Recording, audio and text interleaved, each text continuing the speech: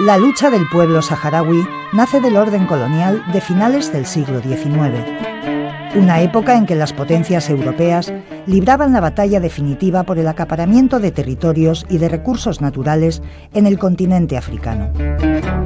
En 1885, la Conferencia de Berlín inauguraba el reparto de África con un infame trazado de fronteras.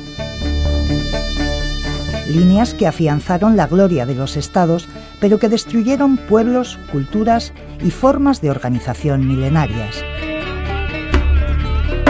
España entraba en un territorio de nómadas del desierto en la franja occidental del Gran Sáhara. Una comunidad de pastores beduinos, hablantes del árabe hasanía y devotos de la fe islámica. Tras firmar una serie de acuerdos territoriales con Francia, se definieron los límites del Sáhara colonial. Ocupaba al norte la región de Saguía al-Hamra y al sur la de Río de Oro. Con el descubrimiento de los yacimientos de fosfatos y la puesta en valor de su posición estratégica militar, el último gobierno franquista declaraba provincia española a esta tierra de nómadas del desierto del Sáhara Occidental. Esa imagen de desorden, soy antropólogo y cuando hablo del colonialismo, siempre esa imagen para mí es un sello que me representa el colonialismo. Es que venimos a ocupar esta parte para civilizarla, para convertirles en humanos, en personas, porque son salvajes, porque son gente enfrentadas entre sí, cortadores de caminos, como se decían, y entonces, bueno, pues esta es la imagen que daba el colonizador del dominado. Entonces, bueno, para mí el colonialismo es irrumpir dentro del orden de una sociedad, dentro de una cultura y convertirla en caos.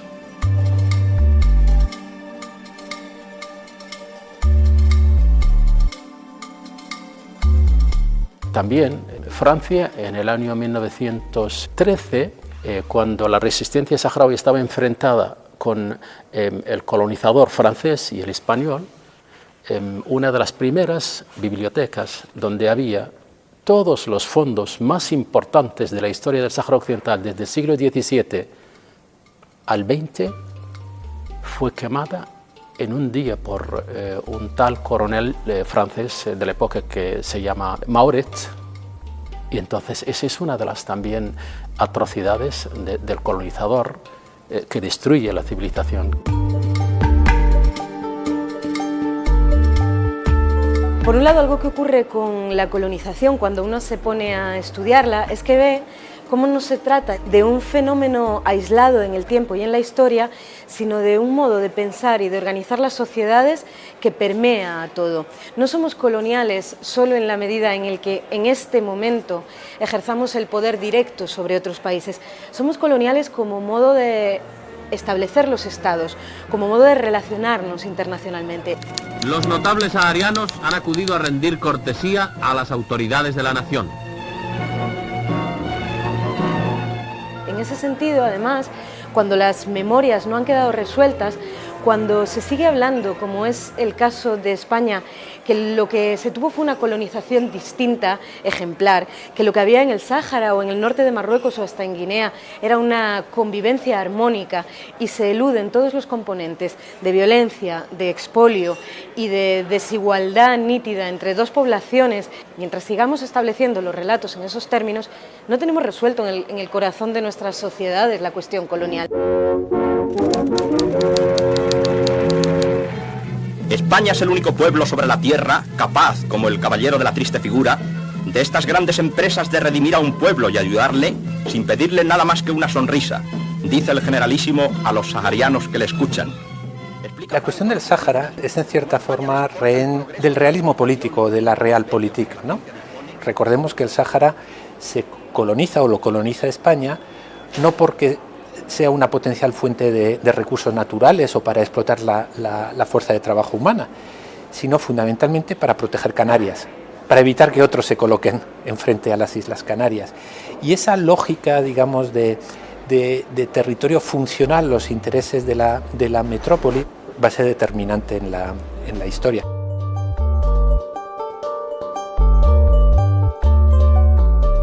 la colonización española no tuvo una presencia muy destacada, precisamente porque España no construyó en el Sáhara. España no integró a los saharauis. Había pocas escuelas, no había universidades, los institutos se hicieron 2 en el Aaiún y en Villa Cisneros, casi al final de la presencia española en el Sáhara. Por lo tanto, vivíamos con una presencia muy poco notoria. Había cuarteles, había soldados de diferentes cuerpos, pero los saharauis vivían su vida nómada, vivían como indígenas, como nos llamaba España, porque la mayoría seguían viviendo con la explotación de los fosfatos en hileras de jaimas en las afueras del pequeño centro urbano donde vivían las familias de los militares españoles y de los colonos.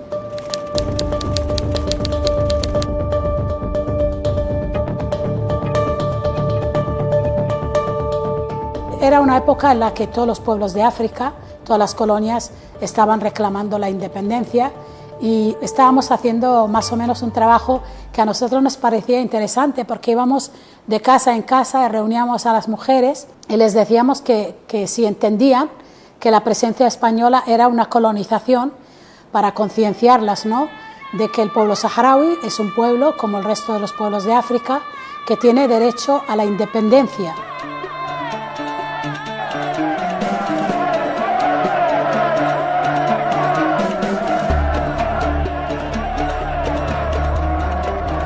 Cuando llegó allí el último equipo del gobierno general, llegó al Sáhara con la misión de realizar el referéndum de autodeterminación.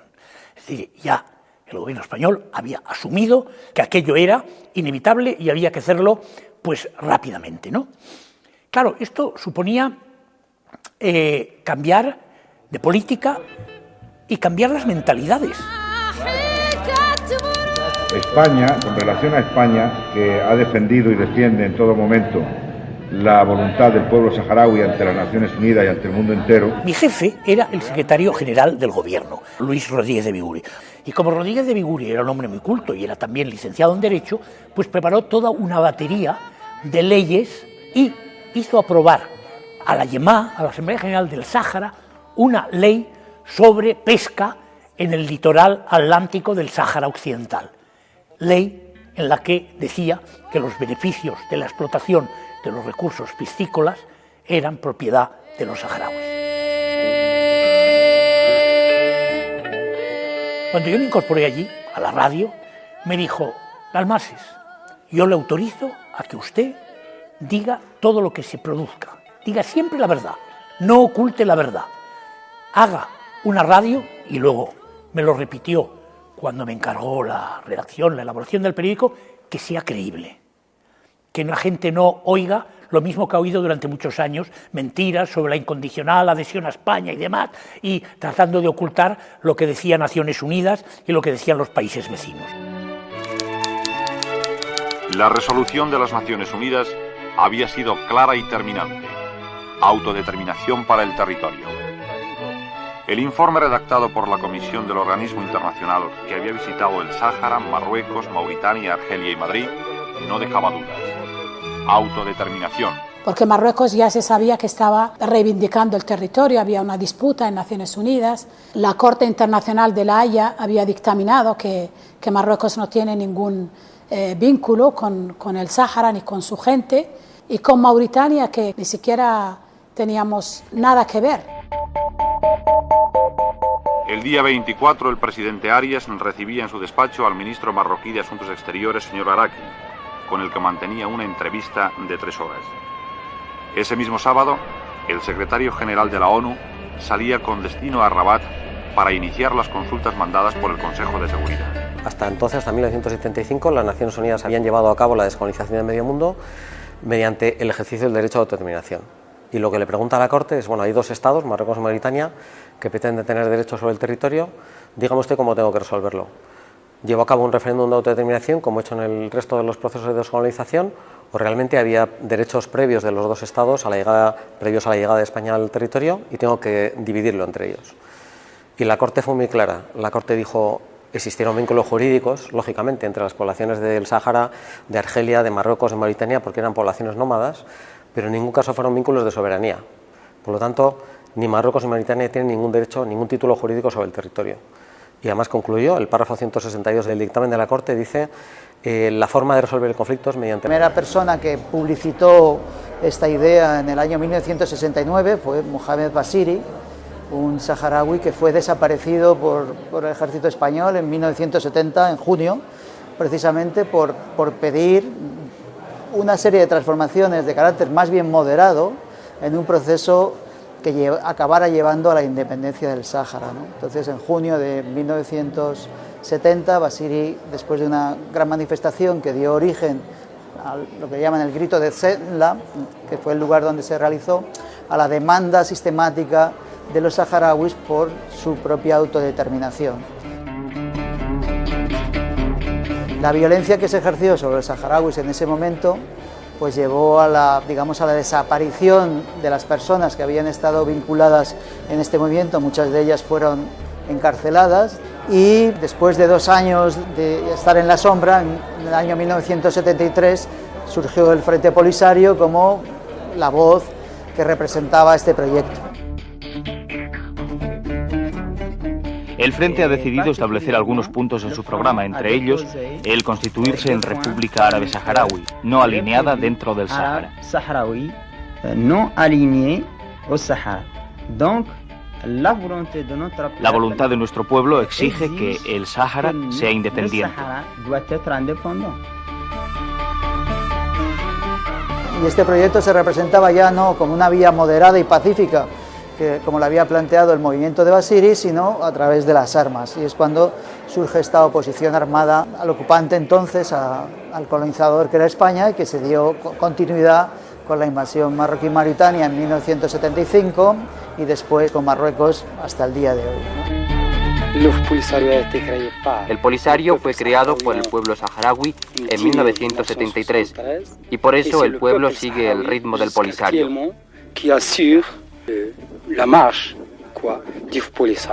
El Frente Polisario es un movimiento de liberación nacional reconocido por Naciones Unidas como el legítimo y único representante del pueblo saharaui. Naciones Unidas reconoce la legitimidad del uso de la fuerza por parte de los movimientos de liberación nacional para liberarse del yugo colonial. Entonces el Frente Polisario lo único que hizo fue ejercer un derecho que le reconocía el derecho internacional y que le sigue reconociendo.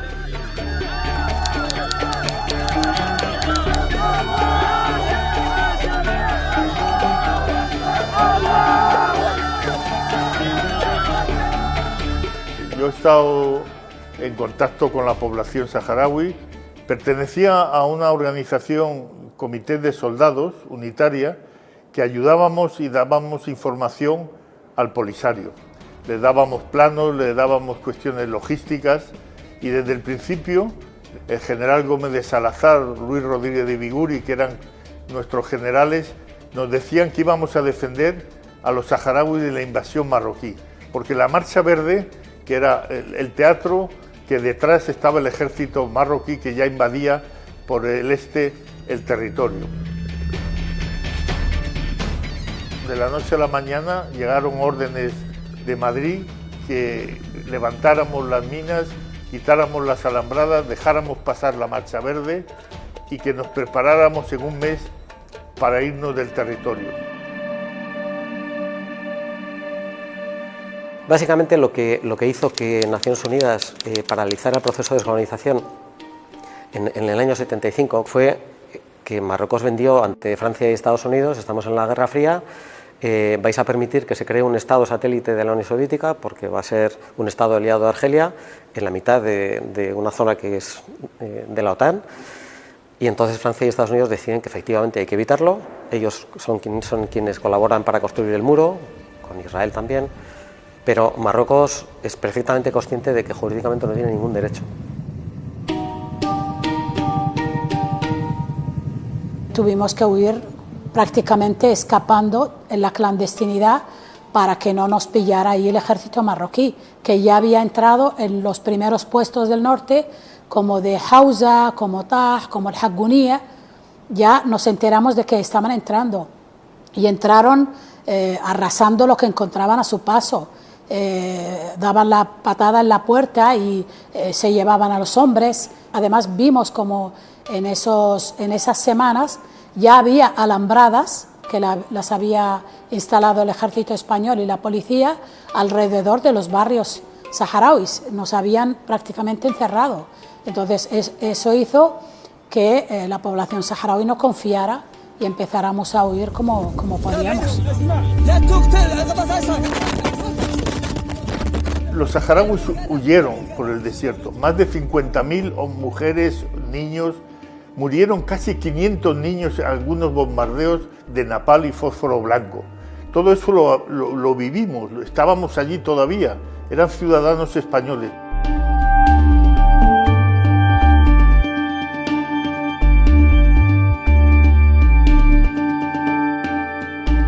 No podíamos ir al sur porque estaba Mauritania.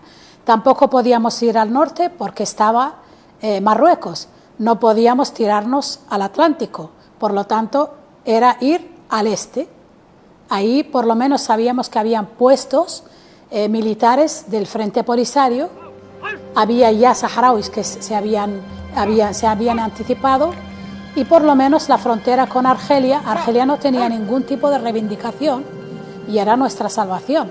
Por lo tanto, era ir al este, pero sin saber dónde, ni hacia dónde, ni cuánto tiempo íbamos a estar.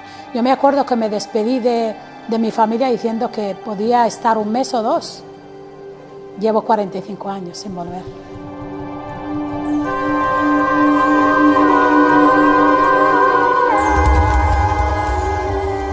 Cuando alguien me pregunta por mi fecha de nacimiento, como no me la sé, yo llegué al territorio argelino el 11 de marzo de 1976, la única fecha que yo me sé perfectamente. Entonces esa fecha la celebro como mi nacimiento, por todo el éxodo, por haberme salvado y por irrumpir en un mundo fuera de lo colonial. Recuerdo que cuando llegué a los campamentos de Tindouf, Argelia, en una zona que se llama Adam Soissant 15, eso estaba donde llegaban los primeros éxodos de los refugiados. Y luego la organización del Polisario ha ido dispersando todos estos campamentos por miedo a que Marruecos cometa una locura, persigue a la población y la bombardea, como sucedió en Modrega, en Amgala y en Tifariti.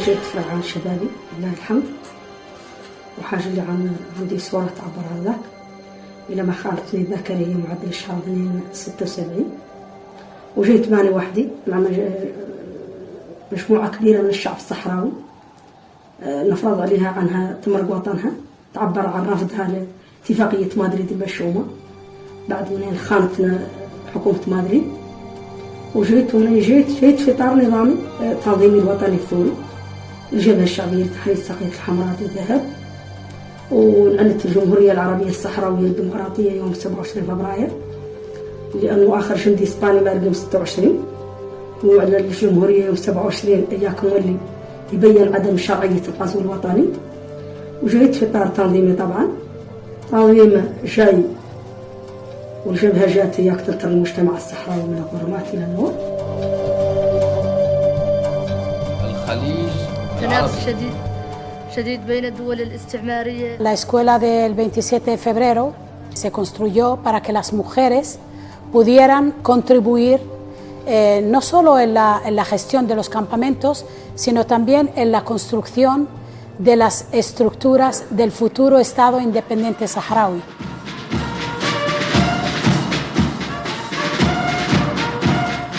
Eso fue importante porque allí se creó una conciencia colectiva de las mujeres desde la visión de las mujeres, de cómo deben gestionarse las cosas, de cómo se deben hacer las estrategias y de cómo se deben hacer las políticas, no solo del Frente Polisario como movimiento de liberación, sino también del gobierno de la República Saharaui.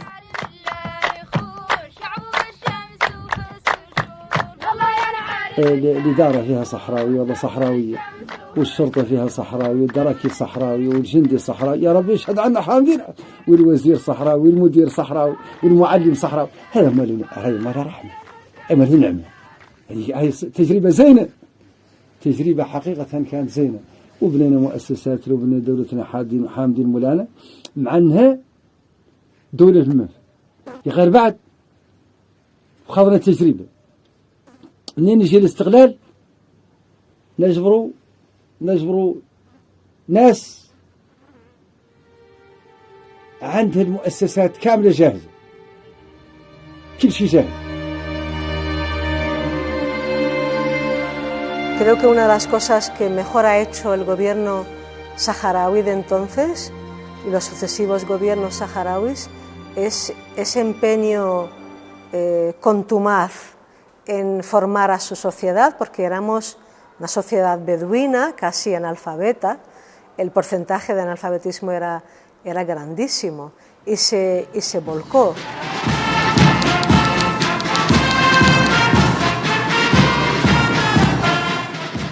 Recordemos que un par de decenios no es nada la historia de un pueblo, sin embargo el pueblo saharaui en ese sentido ha hecho un milagro.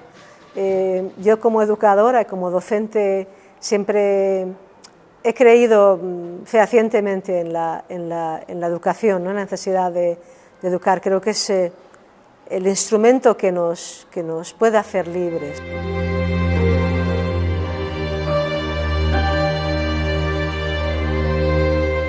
Asumir la tarea de organizar, de construir y de gestionar los campamentos fue una tarea mucho más dura que llevar un fusil. Y todo eso con un bloqueo informativo tremendo, sin recibir la ayuda humanitaria necesaria, porque ahora hay un conflicto y todas las agencias, los organismos, los países se movilizan y enseguida hay una situación de emergencia, pero es que el pueblo saharaui no hay que olvidar que estuvo prácticamente 4 o 5 años sin que se reconozca el conflicto, sin que se reconozca que hay una guerra, que hay una invasión militar, porque precisamente España intentó ocultar eso, era materia reservada.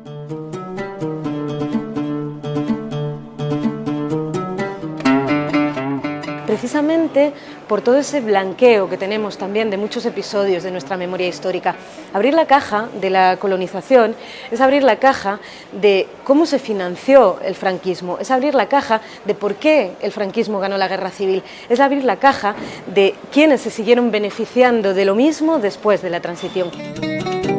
Los años 90 fueron muy importantes para el pueblo saharaui porque precisamente interviene la comunidad internacional y nos dice que nos van a presentar un plan de arreglo en el que tiene que haber un alto el fuego y de que se va a celebrar un referéndum. El 6 de septiembre de 1991 se firmó el acuerdo de paz, se constituyó de hecho una misión de Naciones Unidas llamada MINURSO, misión de Naciones Unidas para la celebración del referéndum en el Sáhara Occidental. Entonces la MINURSO viajó a las zonas ocupadas y a los campamentos de refugiados para empezar a confeccionar el censo de los votantes. Por fin, después de 16 años de guerra y de exilio y de separación y de injusticia sobre todo, se podía volver a visitar a nuestros seres queridos en las zonas ocupadas y sobre todo ver nuestra bandera por fin erigida en las instituciones en las zonas ocupadas, ¿no? Liberar el territorio nacional después de tantos años intentándolo se veía cada vez más cerca. ¡Ese muro lo vamos a tumbar! La autoridad del Polisario me ha dicho que ha llegado a un acuerdo con la MINURSO para que llegasen hasta aquí los manifestantes. Y la MINURSO tiene que velar por el derecho de la autodeterminación y no por la seguridad de Marruecos. El referéndum no se celebra, son 29 años de espera, por lo tanto, todo lo que está sufriendo el pueblo saharaui de injusticias, de la falta de voluntad política de la comunidad internacional, el primer responsable es España. Eso no hay que obviarlo nunca, porque sigue siendo un problema de descolonización inconcluso. Después de muchas dificultades, de trabas, de dilaciones, etc., Naciones Unidas termina de establecer el censo. Y en ese momento una de las partes se niega a seguir realmente esa lógica. Y lo grave, en este caso de Naciones Unidas, no de la MINURSO, sino de Naciones Unidas, del Consejo de Seguridad, es que no toma medidas para garantizar el cumplimiento de lo pactado. Se consiente la negativa de una de las partes. Se pasa a una lógica distinta, que es intentar encontrar una fórmula política que satisfaga a las dos partes, ¿no? Que en cierta forma es dar derecho de veto a quien no quiere cumplir el plan de arreglo. Las Naciones Unidas no tiene mecanismos para obligar a los Estados a cumplir determinadas normas y más en concreto cuando se trata de miembros permanentes del Consejo de Seguridad o aliados del Consejo de Seguridad. Y en este caso Francia impide que se resuelva el conflicto. Hasta fechas muy recientes, Estados Unidos mantenía claramente que el Sáhara Occidental no formaba parte de Marruecos. Trump ha decidido cambiar su posición, de forma que ahora mismo ya son dos miembros permanentes del Consejo de Seguridad quienes impiden que se ponga en práctica, que se aplique el plan de paz realmente, ¿no? Es decir, las Naciones Unidas no van a ser capaces de resolverlo porque no van a ser capaces de impedir que Estados Unidos o Francia obstaculicen la solución del conflicto. Pero hay un arma que reconocida por el derecho internacional, que es el uso de la fuerza. Y el pueblo saharaui, el Frente Polisario, como representante del pueblo saharaui, tiene derecho a retomar las armas. Yo, en estos momentos, creo que no tienen otra opción.